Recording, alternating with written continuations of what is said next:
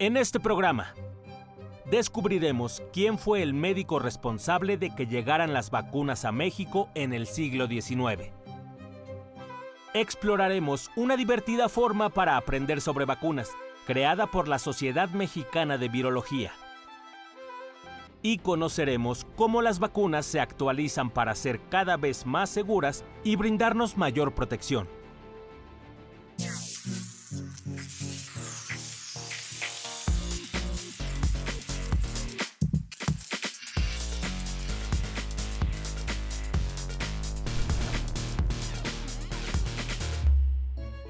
Bienvenidos a Factor Ciencia, soy Lucía Vázquez y es un placer saludarlos en esta ocasión desde la Unidad Profesional Lázaro Cárdenas del Instituto Politécnico Nacional, aquí en el casco de Santo Tomás, en la Ciudad de México. Esta vez vamos a hablar de medicina preventiva, de la mayor estrategia en salud que ha logrado salvar millones de vidas en México y el mundo, las vacunas. Estos fármacos que nos protegen contra enfermedades infecciosas graves, que pueden provocar epidemias o pandemias, como lo vivido en el 2020 con la llegada de COVID-19. Si no hubiera sido por el desarrollo acelerado en la producción de vacunas, el porcentaje de mortalidad en la población hubiera sido mucho mayor.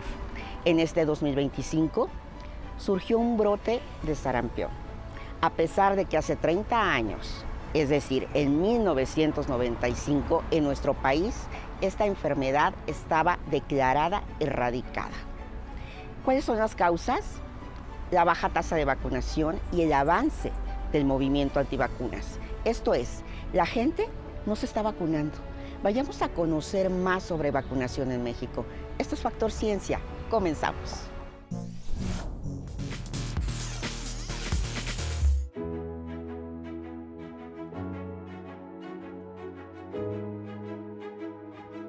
Sí, realmente lo hago principalmente para hacer las prácticas clínicas aquí que nos pide aquí la escuela, que sería cuando nos vamos ya a campo clínico cada fin de semestre.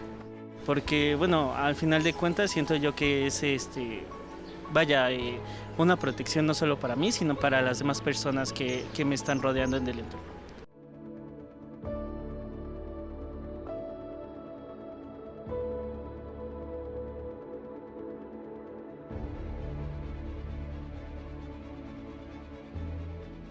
Vamos a platicar ahora con el doctor Gilberto Castañeda Hernández. Él es investigador titular del Departamento de Farmacología del CINVESTAF. Realizó un doctorado en aplicaciones farmacéuticas en la Universidad Católica de Lovaina, en Bélgica. Es miembro de la Academia Mexicana de Ciencias, de la Academia Nacional de Ciencias Farmacéuticas en México y ha sido reconocido con diferentes premios y nosotros estamos muy contentos de que nos haya dado la oportunidad de conversar con él. Muchísimas gracias por estar en Factor Ciencia, doctor. Al contrario, Lucía, un gran placer recibirlos. ¿Qué son las vacunas y cómo funcionan? Primeramente, pues vamos a hacer un poquito de historia. ¿Por qué se llaman vacunas? Vacuna viene de vaca. Y lo que sucedió es que en el siglo XVIII, en todo el mundo había periódicamente epidemias de viruela que se llevaban a veces a la mitad de la población en varias ciudades o pueblos. Entonces, un médico inglés, Jenner, empezó a darse cuenta que los que ordeñaban a las vacas, que de repente tenían pústulas en las manos, no se enfermaban de viruela en las epidemias. Empezó a ver qué pasaba y resulta que a las vacas les da una variedad de viruela menos peligrosa que la de los humanos. Entonces los que ordeñaban a las vacas se inmunizaban. Y entonces Jenner tomó el líquido de las pústulas y se lo puso a un niño, un experimento bárbaro, y resulta que el niño se inmunizó y todos los que empezaron a vacunarse ya no les daba viruela cuando venían las epidemias. Ahora, ¿cómo llega la vacuna a México? También es una historia bonita. Resulta que Carlos III, el rey de España, perdió a su hija por viruela y estaba muy deprimido. Y su médico, el doctor Balmis, se han de acordar, el doctor Balmis es la calle donde está el Hospital General, le dijo: oye Carlos, hay que salvar a todo tu reino. Y entonces empezaron a vacunar a todo mundo en España y después a las colonias salieron barcos con niños y se tomaba las pústulas de los niños que eran como las que ordeñaban a las vacas y de ahí se vacunó a prácticamente toda la población de las colonias españolas y quedamos inmunizados. Entonces es una historia realmente muy bonita y pues por eso tenemos la calle del Dr. Balmis. ¿Qué son las vacunas? ¿Cómo funcionan? Nosotros tenemos un ejército en nuestro cuerpo. Entonces, en la sangre tenemos varias células, los glóbulos rojos que llevan oxígeno, tenemos las plaquetas que hacen la coagulación para evitar que estemos sangrando y después tenemos a los glóbulos blancos que son el ejército, el mecanismo de defensa. Entonces, son células que cuando entran microorganismos que nos pueden dañar, los atacan de dos formas. Una es la fagocitosis, es decir, está aquí el microorganismo, llega el glóbulo blanco, lo absorbe y lo destruye. Eso toma un cierto tiempo, se llama inmunidad celular. Pero un poquito después, estas células especializadas de los glóbulos blancos que se llaman linfocitos empiezan a producir anticuerpos. Los anticuerpos son moléculas que reconocen a las moléculas extrañas. Entonces persiguen a las células que tienen esas moléculas extrañas o a los virus y las destruyen. Donde quiera que estén, van. Cuando uno se vacuna, ¿qué es lo que sucede?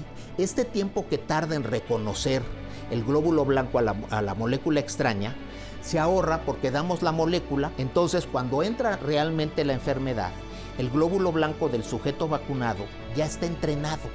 Y en lugar de que tome tiempo en aprender, ya está listo y ¡plup!, la ataca de inmediato o produce los anticuerpos de inmediato.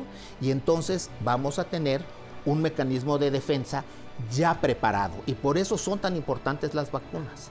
Las vacunas no van a evitar que contraigamos la enfermedad, lo que evitan es que se puedan reproducir en el organismo y darnos una enfermedad grave. Por ejemplo, doctor, ahora que se están viendo brotes de enfermedades como ya de sarampión, esto es debido, uno, a que puede no existir ya vacuna en este momento, o que las personas no se están vacunando.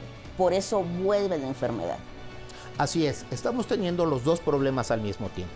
Por un lado, México, que antes era un ejemplo a nivel mundial de capacidad de fabricación de vacunas y de aplicación de vacunas. Antes Birmex producía las vacunas. Se producían las vacunas en México, todas las de la cartilla de vacunación, y no solamente era para México, se exportaba. De repente, una política de los sexenios anteriores, ¿sí? Los sexenios que ahora les llaman neoliberales, empezaron a dejar de fabricar para comprar. ¿Por qué? Pues para hacer negocio. Entonces Birmex lo dejaron caer. Ahora pues se quiere recuperar esto, pero bueno, va a costar trabajo. Vino la pandemia del COVID y entonces hemos aprendido muchísimo. Hay dos disciplinas que se desarrollaron muchísimo a fines del siglo XX y principios del XXI, que son la biología molecular y la biología celular. Entonces ya sabemos cómo funcionan los genes. Los genes es como el software de una computadora, pero para nosotros. Entonces los genes nos dicen cómo va a funcionar nuestro organismo. Empezamos a ver qué genes de nuestras células producen los anticuerpos. Y por otro lado, qué genes de los microorganismos, de los virus, de las bacterias, etcétera, están viendo o dirigiendo la reproducción y la constitución de estos organismos. Entonces, en lugar de estar enseñándole a los glóbulos blancos, exponiéndolos al microorganismo, ahora simplemente enviamos la instrucción. Por medio de técnicas de bioinformática, yo ya puedo construir el gene del virus que codifica para una cierta proteína y se lo introduzco a mis glóbulos blancos. Entonces, en cuestión de meses, tenemos la vacuna. Doctor, pues muy interesante todo lo que nos has dicho. De verdad te agradezco tu tiempo, tu conocimiento y muchísimas gracias por la clase de vacunas que hemos recibido. Un placer.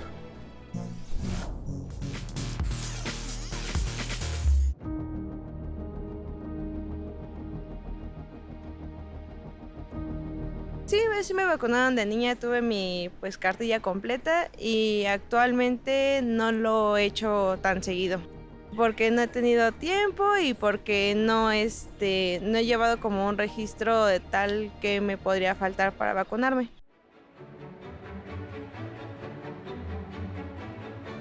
Las y los virólogos son parte fundamental en la producción de vacunas. son quienes se encargan de estudiar la estructura genética del virus, su comportamiento y cómo muta.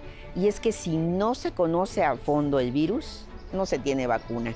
La Sociedad Mexicana de Virología, además de fortalecer esta investigación, realiza tareas de divulgación. Un ejemplo de ello es la serie de cuentos infantiles ilustrados que nos habla sobre qué son los virus y cómo funcionan las vacunas. Vamos a hablar de un esfuerzo creativo, educativo y esperanzador, que conecta a los niños con la ciencia a través de los libros ilustrados. Las doctoras Susana López, Selene Zárate y Marta Yocupicio, así como la ilustradora Eva Lobatón, desarrollaron una colección de cuentos en la que abordan el tema de las vacunas. Uno de ellos se titula Pablo tiene sarampión. En la historia, Pablo aprende cómo actúa el virus de esta enfermedad en su cuerpo y por qué es importante protegerse. Necesitamos educar niños y papás, entonces sí, hicimos el libro y en ese entonces tuvimos dinero para hacer la primera impresión y se estuvo distribuyendo la primera impresión hace años. Todavía tenemos algunos ejemplares. Los otros títulos de la colección son Pablo se queda en casa, Pablo y los mosquitos y El tío de Pablo no se quiere vacunar. Después hicimos 3 secuelas. Empezamos a escribir un libro acerca de dengue, de los mosquitos, que se llama Pablo y los mosquitos, para platicar por qué nos contagiamos de dengue, por qué tenemos que tener cuidado de los mosquitos. Pero empezó la pandemia y entonces escribimos 2 chiquititos que se llaman Pablo se queda en casa, para explicarles a los niños por qué todos los niños no podían ir a la escuela. Y luego cuando empezó la vacuna y mucha gente no se quería vacunar, hicimos otro librito que se llama El tío de Pablo no se quiere vacunar, que explica por qué sí se tiene que vacunar el tío de Pablo. Estas publicaciones, disponibles en 15 idiomas, son una joya, porque provienen del corazón de la ciencia y reflejan el compromiso de científicas mexicanas interesadas por informar a niñas y niños de una manera lúdica. Y lo tenemos en línea en inglés y en español, pero como se difundió tanto, ahora está en 15 idiomas. Está en 15 idiomas, incluyendo 4 lenguas mexicanas. Está en maya, náhuatl, tzotzil. Entonces sí, lo tenemos muy difundido. La serie de cuentos está disponible en línea de forma gratuita, lo que resulta una excelente oportunidad para conocer de virus, de nuestro sistema inmune y de vacunas.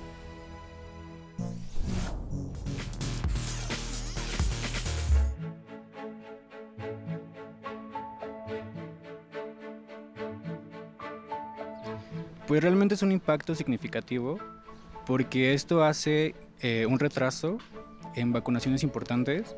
Aparte de eso, pues la mala información que pueda haber provoca que se genere miedo, se genere un pánico innecesario, cuando realmente hay bases científicas para comprobar que la vacunación pues previene muchas cosas y previene enfermedades que ya pudieron haber sido erradicadas o controladas mínimamente. Un brote de sarampión no es un asunto menor. Se trata de una enfermedad altamente contagiosa que afecta principalmente a bebés, niñas y niños, mujeres embarazadas y personas con un sistema inmunológico débil. Un paciente con sarampión que no ha sido vacunado puede presentar complicaciones graves como neumonía, encefalitis, que puede llegar a un daño permanente cerebral e incluso morir. En países como Canadá, Estados Unidos y México, se está viendo el resurgimiento de una enfermedad contagiosa, especialmente peligrosa en la infancia y que prácticamente estaba erradicada: el sarampión.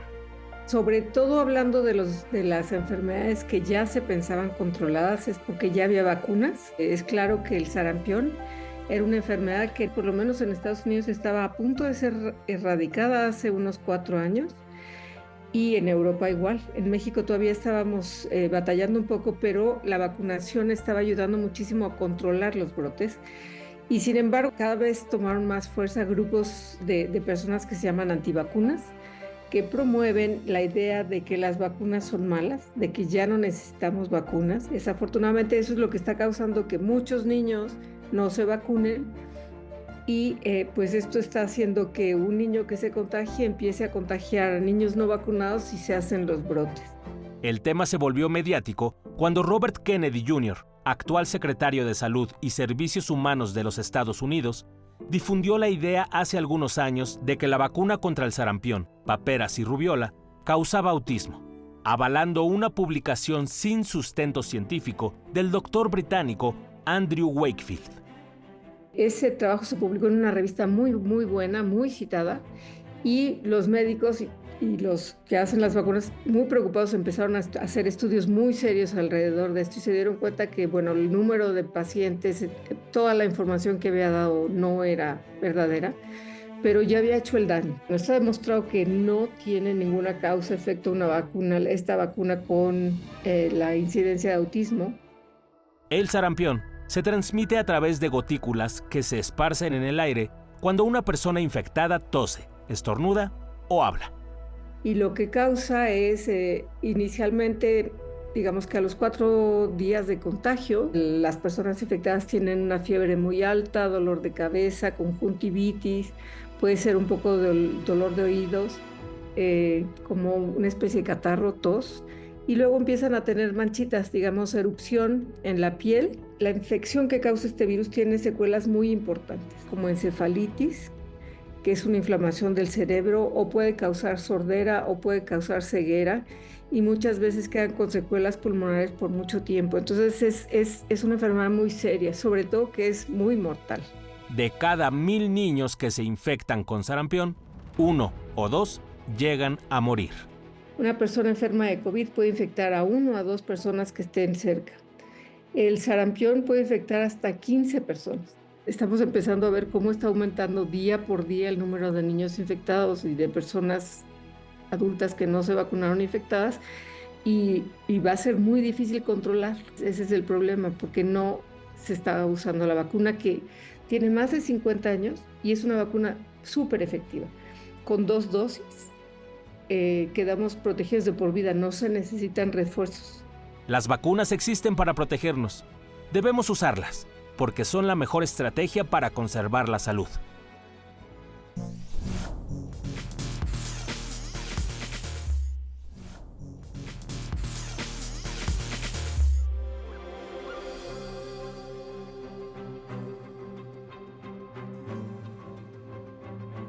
Nos hablan sobre el tipo de vacunas que recibimos desde que nacemos, el tipo de cartillas de vacunación de niños hasta adultos mayores y qué vacunas y sus componentes que llevan. Nos hablan sobre la importancia de la vacunación en la salud pública. La producción de vacunas depende de varios factores, de qué tan complicado resulte ser el virus o bacteria, de la tecnología con la que se cuente, de los dineros que se tengan o de que si estamos o no en una emergencia sanitaria. Así tenemos que en 2020, en plena pandemia, tan solo en 10 meses, tiempo extraordinariamente corto, se produjo la primera vacuna contra COVID-19. Pero eso no es todo. Las vacunas se actualizan, se perfeccionan y se hacen nuevas versiones para protegernos de una manera más eficaz. Vamos ahora a platicar con el doctor Marcelo Díaz Conde. Él es gerente médico para vacunas de Pfizer México y sobre un tema que todos debemos saber, que es neumonía. Muchísimas gracias por invitarnos, doctor. No, Lucía, al contrario, muchísimas gracias por el espacio y por el tiempo de poder conversar de un tema tan importante como es la neumonía. Normalmente pensamos en neumonía y la pensamos como una enfermedad infecciosa que me va a dar en un hospital, pero el espectro es más grande. Sí, correcto. Al fin y al cabo, la neumonía es un proceso infeccioso, eso indudablemente. Y la infección puede afectar, por supuesto, a nivel del parénquima pulmonar, es decir, los pulmones, pero este proceso infeccioso deriva de 2 fuentes principales, es decir, pueden ser bacterias o pueden ser virus. Por supuesto, hay un tercer jugador ahí que son los hongos, pero en la cuestión de hongos es muy poco o bajo el porcentaje de afectación a nivel pulmonar. De todas las neumonías que afectan en la población por una neumonía, el 30% está asociada al neumococo. Es un gran porcentaje. Ahora bien, cuando estos pacientes, es decir, yo tengo un proceso infeccioso, es la neumonía. Entonces empiezo con sintomatología respiratoria, ¿no? Empiezo probablemente con fiebre, tos, malestar general, el cual ya me termina siendo incapacitante, es decir, ya me cuesta trabajo levantarme de la cama, estoy muy débil, voy a un hospital. No todos estos pacientes con neumonía van a requerir una cama en el servicio de urgencias o en hospitalización o en terapia intensiva. Y aproximadamente alrededor de menos del 10% de estos pacientes tienen una enfermedad grave que pueden llegar a requerir una terapia intensiva. Los grupos poblacionales que están siendo más afectados son aquellos menores de 5 años y aquellos de más de 60 años. Cuando uno lo ve en estadística, estos dos grupos poblacionales son los que más enferman y los que más generan complicaciones a nivel hospitalario. Alguien, por ejemplo, que tiene una neumonía, que no necesita hospitalización, ¿finalmente puede contagiar a otra persona? Tenemos también en la mente que solamente el niño es quien contagia al resto de la población. Pero esto tampoco no ocurre así en el 100% de los casos. Una persona adulta o adulta mayor también tiene la probabilidad de transmitir la enfermedad al resto de su grupo familiar o al resto de las personas con las cuales convive. Ahora, ya que tenemos la enfermedad, existen diversos tratamientos y existen terapias antimicrobianas que van a ayudar a lograr contener el proceso infeccioso, y por eso es tan importante de que cuando un paciente tiene una enfermedad respiratoria, acuda de inmediato a su médico. Hay otro punto importante aquí en cuestión de la población. Los pacientes de más de 60 años no tienen un comportamiento habitual de una neumonía. Puede ser que no tengas fiebre, puede ser que la cantidad de tos, lo único que ocurrió fue un cambio mínimo en cuestión de tu producción de secreciones, ¿no? Que empezó a disminuir la temperatura en lugar de aumentar. Puede ser que ya su comunicación verbal y su orientación ya no es la misma. Por eso es tan importante de que ante cualquier variación de un paciente adulto mayor, de inmediato acudir a un servicio de urgencias o acudir a una atención primaria para vigilarlo. Pero hablando de neumonía, hay algo que me parece bueno, que viene siendo una enfermedad que se puede prevenir, que hay vacunas. En el año 2000 inicia la vacunación con vacunas que se llaman conjugadas.